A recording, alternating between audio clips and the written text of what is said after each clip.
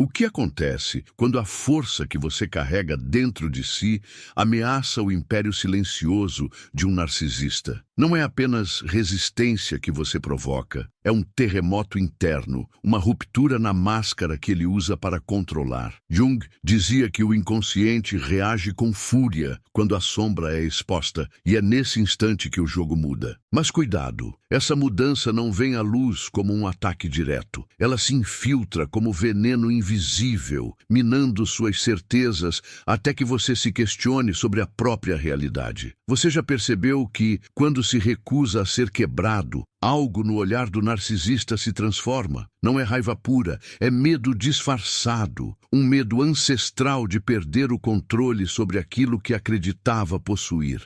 E é aí que ele aciona sua arma mais perigosa, não contra o seu corpo, mas contra a sua mente. É uma guerra silenciosa, onde cada gesto inocente pode estar carregado de intenção. Há um padrão oculto, um ritual quase arquetípico que ele segue para atingir o ponto exato onde sua confiança vacila. Carl Jung entendia que, diante de um ego ameaçado, a sombra se move de forma imprevisível, mas sempre com um propósito sombrio: fazer você duvidar da sua própria luz. É nesse território nebuloso que as armadilhas mais sutis são montadas. E quanto mais forte você é, mais elaboradas elas se tornam. Mas existe algo mais inquietante, um detalhe que poucos percebem. O narcisista, no fundo, não teme apenas perder o controle sobre você. Ele teme que a sua força revele o quanto ele é pequeno. Por isso, cada ataque não é apenas defesa. É um pedido silencioso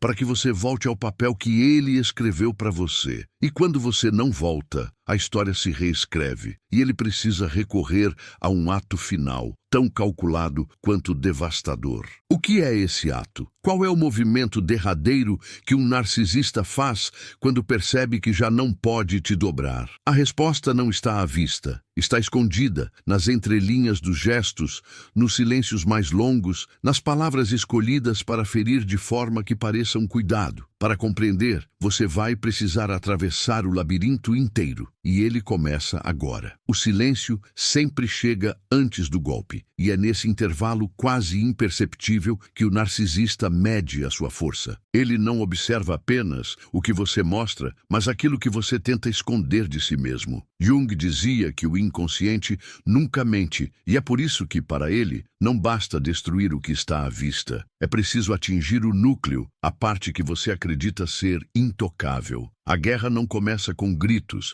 mas com olhares que carregam perguntas que você não sabe responder. Perguntas que parecem simples, mas que penetram como lâminas finas, abrindo espaços onde antes havia apenas certeza. É nesse momento que a sua confiança começa a ser medida como se fosse um peso em suas mãos. E se ele perceber que é maior do que as dele, o jogo muda. Há algo de ancestral no medo que um narcisista sente diante de alguém que não se curva. É como se sua sombra reconhecesse a sua e, no reflexo, visse o próprio vazio. Isso não é apenas uma ameaça ao controle que ele exerce. É um lembrete doloroso de que todo o seu poder é emprestado, sustentado pelo consentimento silencioso de quem o cerca. Quando esse consentimento é retirado, ele não sente apenas perda, ele sente desintegração. E nesse estado, ele se torna imprevisível, pois já não está defendendo um território, está defendendo a própria existência. Você já reparou como, de repente, palavras que antes pareciam triviais ganham um peso estranho, como se cada conversa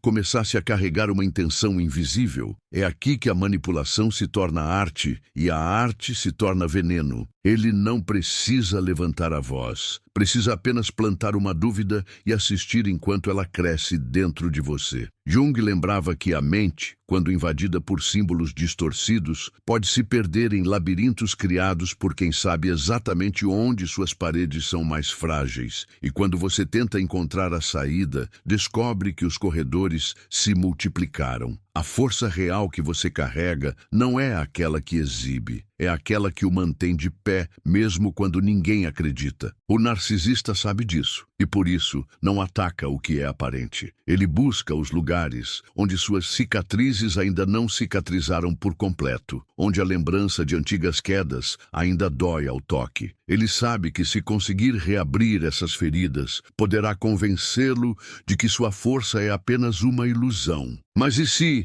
ao invés de recuar, você aprender a olhar para dentro dessas feridas sem medo? E se, ao encarar o que ele tenta usar contra você, você descobrir que o corte não sangra mais? Mas é aqui que surge o paradoxo mais perigoso. Quanto mais você demonstra resiliência, mais ele precisa provar que você pode ser quebrado. Isso não é apenas sobre controle, é sobre sobrevivência dele. E nessa busca, ele se tornará paciente como a água que corrói a pedra, constante como o vento que desgasta a montanha. Ele vai esperar o momento exato em que você se sente seguro, pois é na segurança que a guarda baixa e os muros se tornam mais fáceis de atravessar. É nesse instante que ele entra, não para destruir tudo de uma vez, mas para alterar lentamente o terreno sob os seus pés, até que você perceba que está afundando. Quando a máscara cai, não é um espetáculo de gritos e fúria. É algo mais frio, calculado, quase silencioso. O narcisista, ao perceber que não pode mais controlar você, entra em um estado que Jung descreveria como a reação da sombra quando é exposta à luz. Não há mais terreno para ele conquistar, então ele tenta corromper o solo onde você está plantado. Ele começa a atacar, não o que você mostra, mas o que você é. Esse processo não se dá em dias ou semanas. Ele pode levar meses, anos, trabalhando como uma infiltração lenta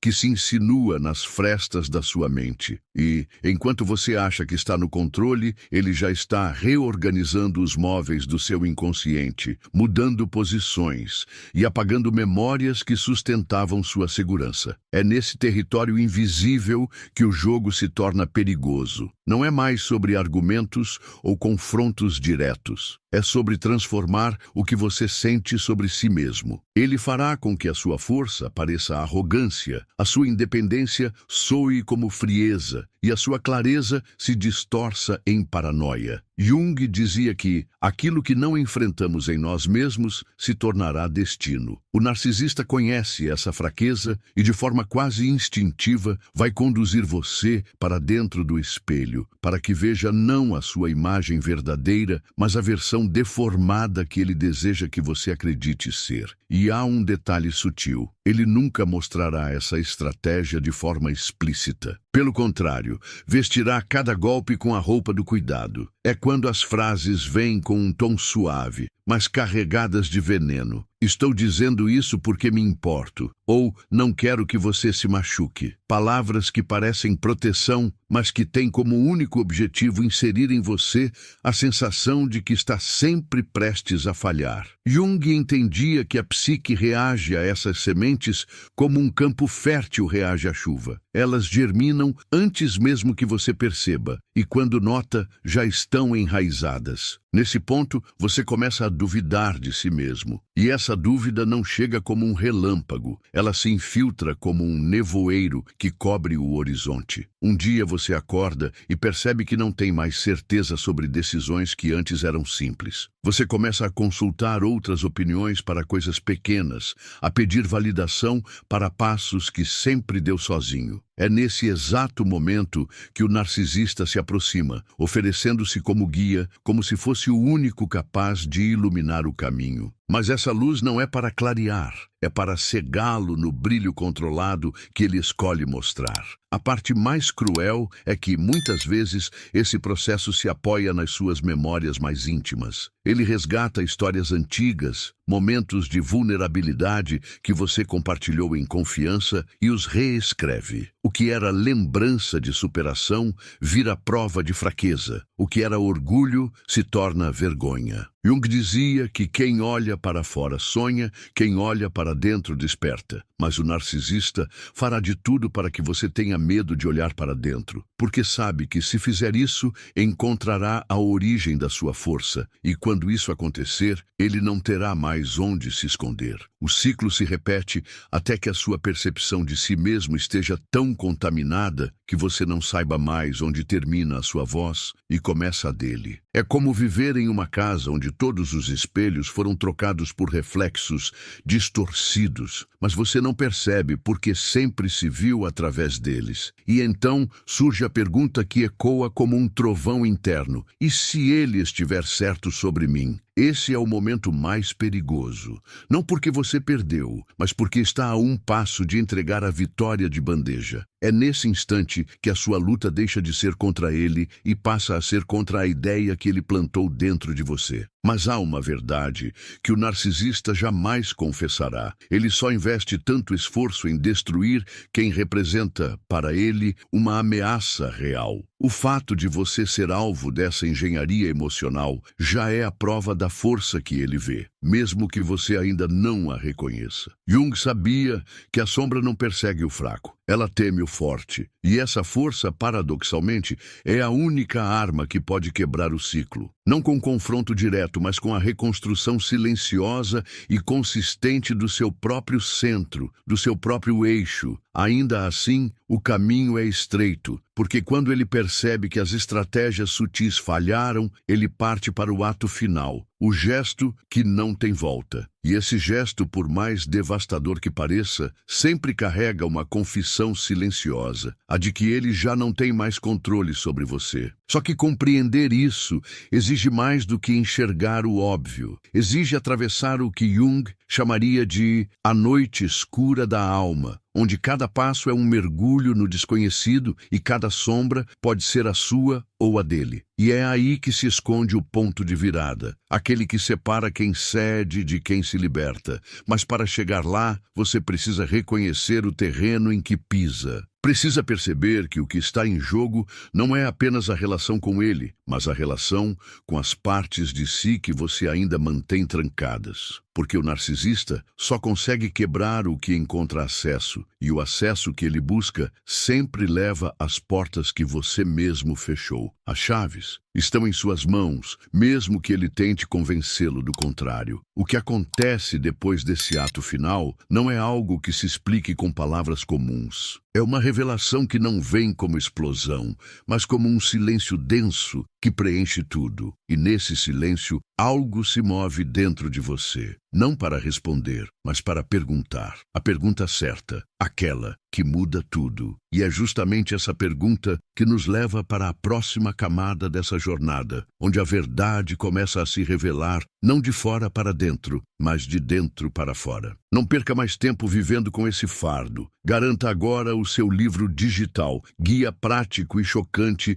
para desarmar o narcisista sem discussão. E descubra como aplicar essas poderosas lições no seu dia a dia. Atenção! O estoque é limitado e está se esgotando rapidamente. Clique agora e comece sua jornada em direção à paz e confiança que você merece. Quando ele percebe que a sua força não é postura, mas raiz, a atmosfera muda. O ar parece mais pesado, o tempo desacelera e cada gesto ordinário vira um recado cifrado. Jung diria que a psique, quando pressionada pela sombra, tenta compensar com símbolos. E é por isso que as pequenas coincidências começam a aparecer mensagens. Você acorda e sente que o dia está deslocado alguns milímetros do eixo, como se um som distante estivesse fora de tom. Não há drama aparente, mas existe um mal-estar que se instala como poeira fina sobre a pele. Ele sente, você sente, e nada é nomeado. A partir desse silêncio, a estratégia dele se reconfigura. Não mais te dobrar por fora, e sim persuadir o seu interior a se curvar sozinho. É aqui que a dúvida começa a ganhar vocabulário. De repente, aquilo que você sempre soube fazer agora exige autorização invisível. A sua segurança passa a negociar com memórias que ele reorganizou cuidadosamente, como se tivesse reeditado trechos do seu passado. Jung lembrava que a memória é simbólica e símbolos podem ser sequestrados. O narcisista fareja onde suas lembranças respiram e muda o cheiro do ar, para que você confunda a coragem de ontem com imprudência hoje. O resultado é um desalinho íntimo. Você ainda é a mesma pessoa, mas a narrativa que te sustenta já não te reconhece. E é isso que ele quer, que você se sinta estrangeiro dentro da própria casa. O poder dele não está na força, está na curadoria do que você enxerga. Ele não te proíbe de ser forte. Ele sugere que a força tem um custo que você não pode pagar. Toca no medo da perda, no receio do abandono, na culpa aprendida a duras penas. Jung apontava que onde há culpa excessiva, há uma sombra com fome, e ele sabe alimentar essa fome com precisão. Ele te recorda dos erros que você já cometeu e enquadra cada acerto como acaso. Assim, a sua autoestima vira uma moeda instável, oscilando ao sabor do mercado emocional que ele manipula. O leilão é silencioso, mas você sente o martelo batendo dentro do peito. Então surge a fase do cuidado invertido. Ele oferece conselhos embalados em ternura,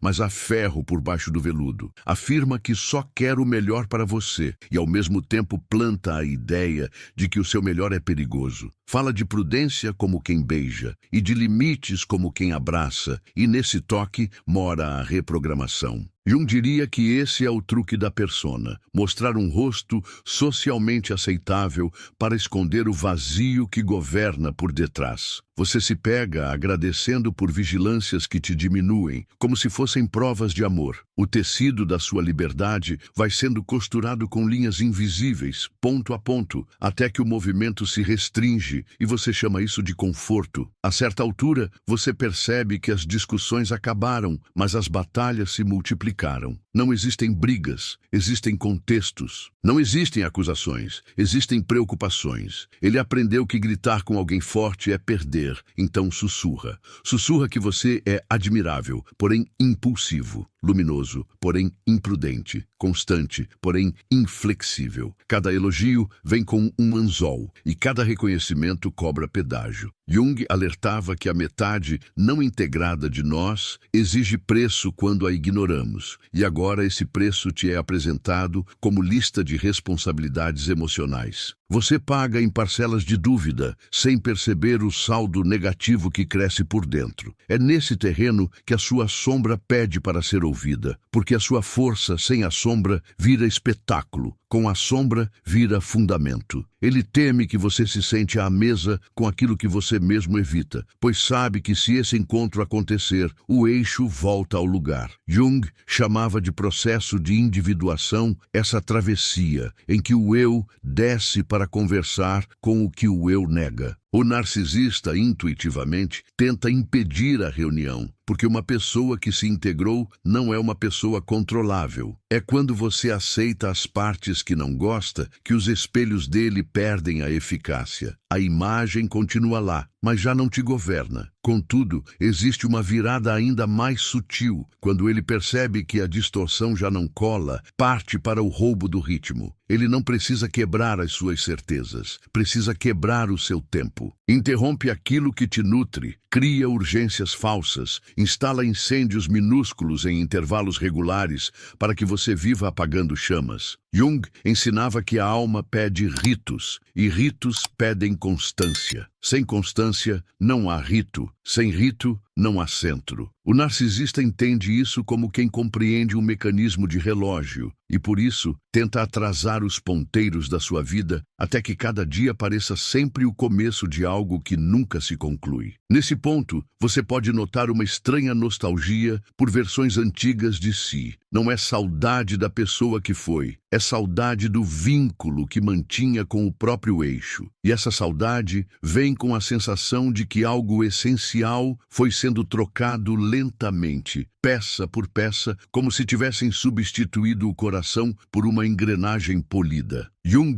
diria que esse é o chamado do self, uma convocação silenciosa para voltar à casa interna. Mas voltar exige um gesto que o narcisista mais teme: desacreditar do feitiço. Você começa a recusar pensamentos que não nasceram em você. Começa a desconfiar de culpas que não reconhece como suas. E pouco a pouco o nevoeiro esgarça. É quando ele lança a tática do espelho rachado. Ele se apresenta como a sua única testemunha. testemunha, o único que supostamente te viu por inteiro. Afirma que todos te mal interpretam, menos ele. Louva sua singularidade para melhor aprisioná-la. Jung advertia que a inflação do ego é um risco real quando a alma carece de testemunho. O narcisista oferece esse testemunho como isca para inflar o seu ego e depois perfurá-lo com precisão. Você sente a vaidade sendo massageada e, ao mesmo tempo, um bocado de solidão sendo instalado como condição. É um abraço que estreita até faltar ar.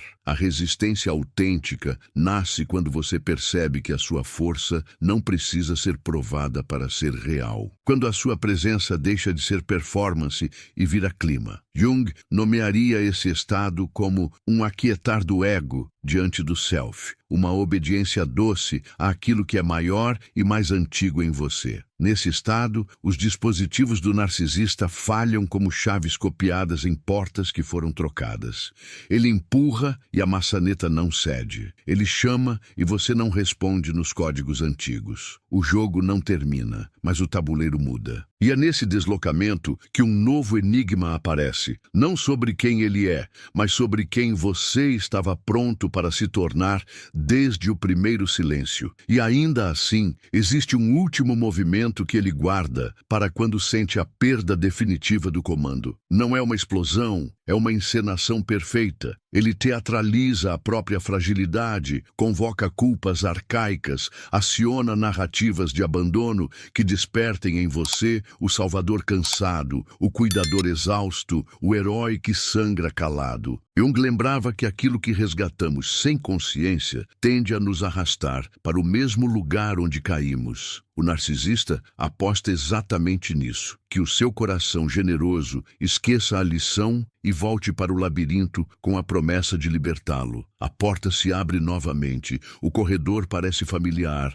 o chão convida, e é aqui, bem aqui, que a estrada bifurca de um modo que só quem está desperto consegue enxergar. Se você sustentar o olhar, escutará um ruído antigo que sempre esteve atrás do barulho, a sua própria voz, intacta. Ela não volta com respostas, volta com perguntas, aquelas que não ferem, mas iluminam, que não acusam, mas separam o que é seu do que foi imposto. E ao se perguntar de novo, como quem respira pela primeira vez, algo sutil muda na geografia de dentro. O controle dele deixa de ter onde se apoiar, e o seu eixo ganha raízes onde antes havia areia movediça. O que vem depois dessa percepção não será dito agora, porque a travessia pede disciplina, e a disciplina pede segredo. E é nesse segredo que se apoia o próximo passo, onde a verdade não se entrega, se conquista. Quando o narcisista sente que o terreno lhe escapa por completo, ele não recua. Ele se dissolve nas frestas, tornando-se quase invisível. É nesse momento que sua presença se mistura ao ar, que suas palavras soam como ecos de algo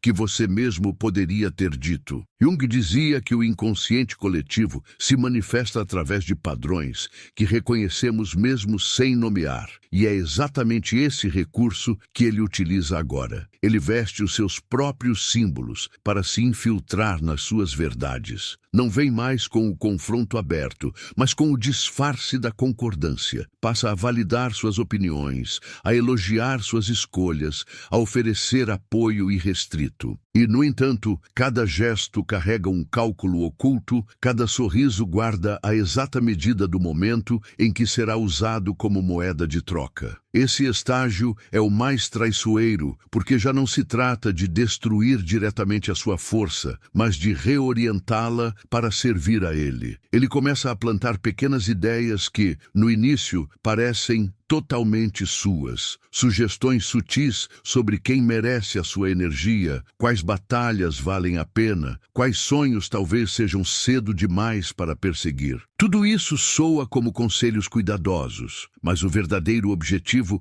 é redesenhar o mapa interno pelo qual você navega. Jung alertava que o homem não se torna iluminado imaginando figuras de luz, mas tornando consciente a escuridão. E essa escuridão agora vem mascarada de luz suave, para que você não a perceba até que já esteja andando por trilhas que não escolheu. Nesse ponto, ele conhece de cor os seus pontos de exaustão. Sabe exatamente onde a sua paciência se esgota e onde o seu orgulho se inflama. Ele provoca discretamente essas reações para depois se oferecer como aquele que sabe acalmar. É um ciclo meticulosamente coreografado. Cria a tensão, depois aparece como alívio. O efeito disso é insidioso. Você começa a associar a sua sensação de paz à presença dele, mesmo que seja a própria presença dele que tenha plantado a inquietação. É como se o incêndio e o bombeiro fossem a mesma pessoa. E Jung sabia que esse é o mais perigoso dos jogos psíquicos, pois confunde a fonte da ferida com a fonte da cura. A essa altura, a batalha já não é travada na superfície das interações, mas no subsolo das emoções não ditas. Você sente que algo está errado, mas não consegue localizar a origem. E é exatamente essa confusão que ele deseja manter, porque enquanto você busca explicações lógicas, ele age no território simbólico. Ele mexe nos arquétipos que estruturam a sua percepção. O amigo leal, o conselheiro sábio, o parceiro de todas as horas. Ele se inscreve nesses papéis como se fossem tatuagens na sua memória emocional, e qualquer tentativa de questioná-los traz a você a culpa por duvidar de quem sempre esteve do seu lado. Jung enfatizava que a verdadeira liberdade não vem de rejeitar a sombra, mas de reconhecê-la e integrá-la. É por isso que esse é o momento em que a sua força real começa a emergir de forma mais clara, porque ela não é mais sobre resistir a ele, e sim sobre reconhecer a parte de você que ainda responde aos seus mecanismos. Essa é a ferida que precisa ser encarada, a de que, em algum nível, você ainda busca o reconhecimento dele, ainda teme perder o que ele representa. E aqui mora a libertação e o risco. Libertação porque, ao encarar essa necessidade, você tira dela o poder de governar seus passos. Risco porque, ao percebê-la, ele também perceberá. E isso pode provocar o seu movimento mais drástico. Quando o narcisista entende que o vínculo de dependência emocional está prestes a ser rompido, ele pode recorrer ao que Jung chamaria de o retorno violento da sombra reprimida. Ele passa a expor o seu lado mais cru, sem filtros, em explosões que alternam desespero e acusação. Acusa você de abandono, de ingratidão, de egoísmo. Revira memórias compartilhadas, não para recordá-las, mas para redescrevê-las de modo que você apareça como vilão. É uma tática de distorção que tenta, a todo custo, fazer você carregar um peso que não é seu. O perigo aqui não está apenas na acusação, mas no apelo à sua empatia, na tentativa de reativar o papel de salvador que você jurou abandonar. E é nesse momento que muitas pessoas cedem, não porque acreditam nas acusações, mas porque não suportam a sensação de serem mal interpretadas. Jung sabia que o desejo de explicar-se é uma das correntes mais fortes que nos prendem a relações de controle. Explicar-se, nesse contexto, é dar ao outro as chaves para manipular a sua narrativa. É oferecer munição para que ele redesenhe o quadro com as cores que o favorecem. E é por isso que o silêncio consciente se torna uma arma tão poderosa, porque ele impede que o ciclo se alimente do seu próprio impulso de corrigir a injustiça. Mas o narcisista raramente se dá por vencido de imediato. Ele pode, então, adotar o papel de vítima redimida, aquele que finalmente entendeu tudo e que agora só quer paz. Esse disfarce é perigoso porque ativa em você a esperança de que talvez desta vez a mudança seja real. Ele se mostra vulnerável, admite falhas, chora e, no entanto, se você observar com atenção, perceberá que essas confissões não vêm acompanhadas de transformação real, mas de uma estratégia para recapturar a sua confiança. Jung lembrava que o inconsciente é mestre em criar ilusões de progresso, justamente para evitar a dor do confronto genuíno. Essa é a última grande encruzilhada. Ou você acredita na narrativa e reentra no ciclo, ou mantém o foco na estrada que está trilhando. Aqui, a força que ele teme não é a força que o enfrenta, mas a que simplesmente não se deixa puxar de volta. É a força que não precisa provar nada, que não cede ao apelo do drama, que reconhece que a compaixão não pode servir de grilhão. É uma força silenciosa e, por isso, para ele, insuportável. Porque silêncio não é ausência, é presença que não depende dele para existir. E é nesse ponto que a transformação começa a se tornar irreversível. Você deixa de viver no campo de batalha que ele escolheu e começa a habitar o território interno que sempre foi seu. É quando cada palavra dele já não encontra mais onde ancorar, quando cada olhar já não define a sua trajetória. Jung chamaria isso de retorno ao self, o momento em que a sua identidade deixa de ser um reflexo condicionado e volta a ser uma expressão direta do que você é. E o narcisista, sentindo isso, sabe que perdeu o único poder que realmente importava, o poder de fazer você duvidar de si mesmo. Mas essa consciência não é um ponto final, e sim uma abertura. Porque, ao recuperar a própria narrativa, você percebe que o jogo nunca foi apenas com ele. Foi com as partes de si que precisavam passar por essa prova para se reconhecerem. E é nesse reconhecimento que começa a próxima etapa, aquela que vai muito além de se proteger de alguém. A etapa de viver sem a necessidade de proteção constante, porque a própria presença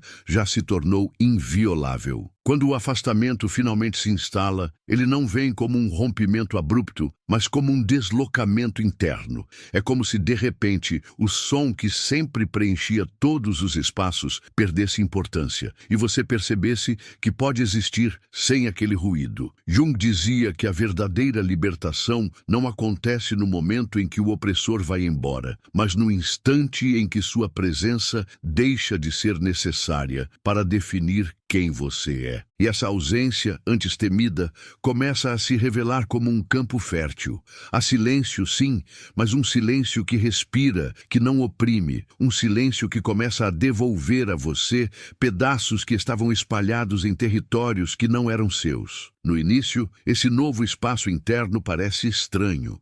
É como entrar em uma casa abandonada e perceber que, apesar da poeira, tudo ali tem potencial para ser reconstruído. Você sente o impulso de reorganizar as coisas, de limpar cada canto, mas também percebe o peso do vazio. Jung lembrava que todo renascimento exige uma fase de desorientação, e é aqui que a tentação de voltar ao conhecido se torna perigosa, porque o conhecido, mesmo sendo um cárcere, tem a sedução da previsibilidade, e a liberdade no começo pode assustar mais do que a prisão. É nesse intervalo que as memórias voltam, mas não como antes. Elas não vêm para te ferir, mas para se reposicionar. Cada lembrança que antes era usada como arma, agora começa a ganhar outra narrativa. Momentos de dor passam a ser reconhecidos como pontos de virada. Humilhações se revelam como provas silenciosas de resistência, e até as suas quedas ganham uma nova luz. A luz de quem sobreviveu. Jung falava sobre a importância de reescrever os mitos pessoais, e é isso que começa a acontecer.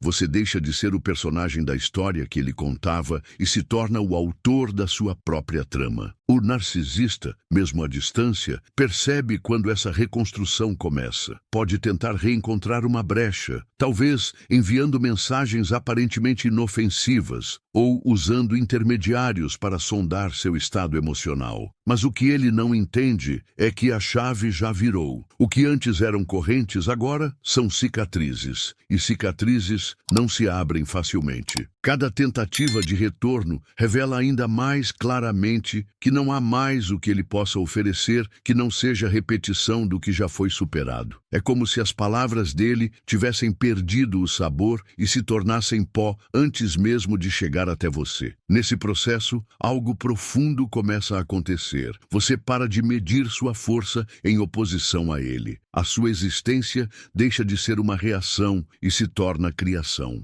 Jung dizia que a individuação é o caminho de se tornar aquilo que se é, e isso exige que toda a energia antes gasta para resistir agora seja canalizada para construir. Você começa a se reconectar com desejos que haviam sido adormecidos, projetos que pareciam impossíveis e até mesmo aspectos de si que você julgava perdidos. A sombra deixa de ser um fantasma e passa a ser uma aliada, um território que guarda não só dores, mas também talentos que nunca tiveram espaço para florescer. E com essa reconexão vem um tipo de poder que o narcisista nunca poderia destruir: o poder da presença. Não a presença que precisa ser provada ou reconhecida, mas a que simplesmente existe, independente de aplausos ou validações. Essa presença é silenciosa e ao mesmo tempo tão densa que nada externo pode abalá-la. Jung afirmava que o self, quando integrado, torna-se uma âncora interna que resiste até às tempestades mais violentas. E é exatamente essa âncora